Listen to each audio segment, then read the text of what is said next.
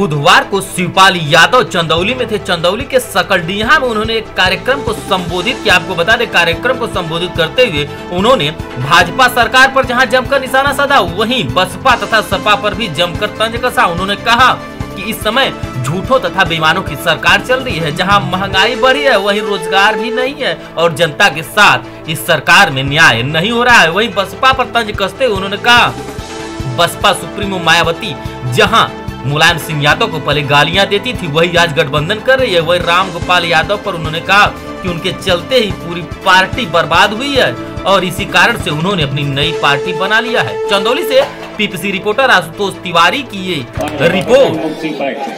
समान विचारधारा के लोग, सेकुलर लोगों से बात करके इस भारतीय जनता पार्टी को हटाएंगे और हमारे दोनों के बिना दिल्ली में कोई सरकार नहीं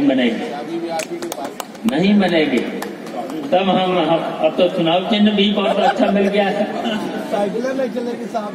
अब किसी का कोई काम नहीं चलेगा बिना हमारी चाबी के, बिना सबकी चाबी मेरे विकास की चाबी। कुछ शब्दों का प्रयोग नहीं करेगा जो उन्होंने हमारे माननीय राष्ट्रीय अध्यक्ष जी के लिए किया था, लेकिन हमारे राष्ट्रीय अध्यक्ष जी का बड़प्पन देखिए कि उन्होंने पलट करके कुछ भी नहीं कहा, क्योंकि उनका यकीन था।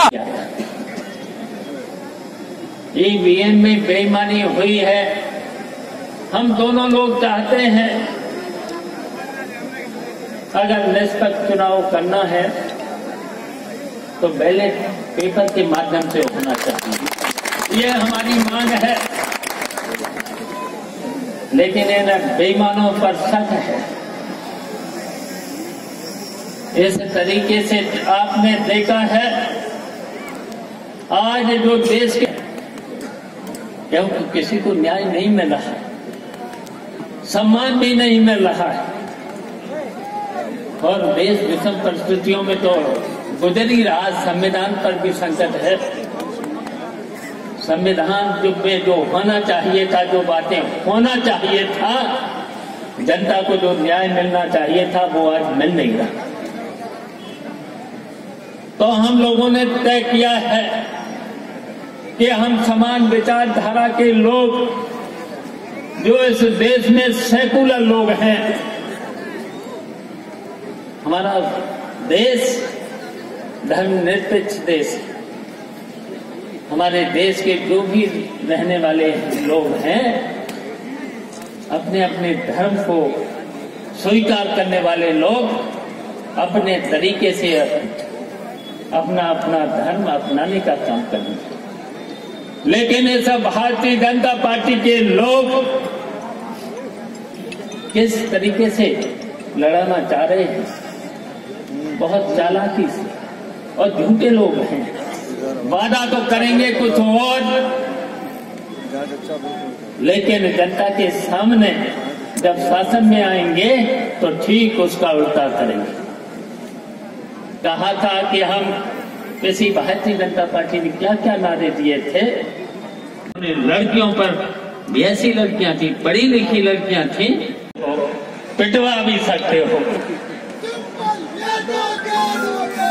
लेकिन पार्टी पिटवा भी सकते हो, पीट भी सकते हो। जिस तरीके से समाजवादी पार्टी को बर्बाद कर सकते हो, किया है बर्बाद। मैंने तो गठबंधन, कितना बड़ा गठबंधन, बिहार के चुनाव से पहले गठबंधन बना दिया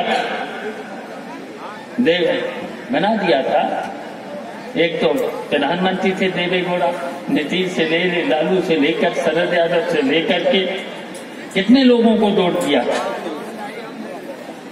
कमल मुनारका से लेकर के ओम प्रकाश चौटाला से लेकर के, उसमें 7 पूर्व मुख्यमंत्री थे, प्रधानमंत्री थे, अजीत सिंह भी थे, फिर अंसारी बंधु थे, आपको पता ही है। सबने नेताजी को राष्ट्रीय अध्यक्ष, सेंट्रल पार्लियामेंट बोर्ड का चेयरमैन लिया था। इतना बड़ा गठबंधन किसने तोड़ा था? तब मैंने कहा कि क्या लिखा था, डेथ वारंट पर दस्तखत नहीं करेंगे। जो कुछ थे ये नेताजी की वजह से थे, हम लोग भी नेताजी की वजह से। हो सकता था नेताजी की जगह, नहीं तो हम लोग भी कहीं ज्यादा से ज्यादा छोटी मोटी नौकरी करते या फिर किसानी करते, खेती करते। भूल गए, वो बातें भूल गए हमारे बड़े भाई। कहते हैं कि पूरब में जाओगे पिटेंगे। बताइए, हम पूरब में तो फैजाबाद, बाराबंकी से लेकर के बनारस से लेकर के आज यहाँ पर सकलदिया में, चंदौली से लेकर के गाजीपुर से लेकर के बलिया भी जाएंगे। अब 19 तारीख को बलिया में भी, संभल में भी जाएंगे। हमने कहा कि तब कहा हमारे बड़े भाई पार्टी को पलीता लगाने के लिए बहुत है, लगा दिया पलीता तो लगा ही दिया, बर्बाद किया।